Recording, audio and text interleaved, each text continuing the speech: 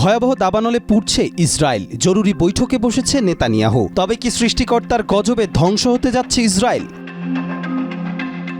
তীব্র দাবদাহ ও প্রবল বাতাসের কারণে ভয়াবহ দাবানলে জর্জরিত ইসরায়েলের একাধিক শহর। দেশের মধ্যাঞ্চলের মোসাব তারুম এলাকায় আগুনের সূত্রপাত ঘটে, যা দ্রুত ছড়িয়ে পড়ে বেইত শেম সহ আশেপাশের শহরগুলোতে। পরিস্থিতি নিয়ন্ত্রণে বাইরে চলে যাওয়ায় বেত মেইর ও মেসিলা জিয়ন ও এস্তাউল শহর থেকে বাসিন্দাদের সরিয়ে নেওয়া হয়েছে।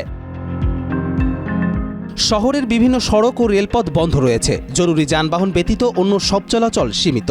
ভয়াবহ আগুনের ফলে অনেক চালক গাড়ি ফেলে নিরাপদ আশ্রয়ের উদ্দেশ্যে পালিয়ে যান।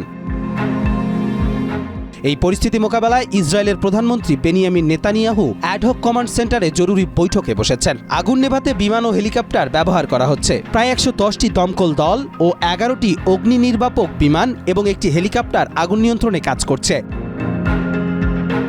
আগুন নেভাতে গিয়ে ৭ জন দমকল কর্মীসহ অন্তত ৯ জন আহত হয়েছেন বলে নিশ্চিত করেছে ফায়ার অ্যান্ড রেস্কিউ কর্তৃপক্ষ। এছাড়া ধোঁয়ার কারণে জেরুজালেমের আকাশ মেঘাচ্ছন্ন হয়ে পড়েছে এবং বাতাসের মান মারাত্মকভাবে হ্রাস পেয়েছে।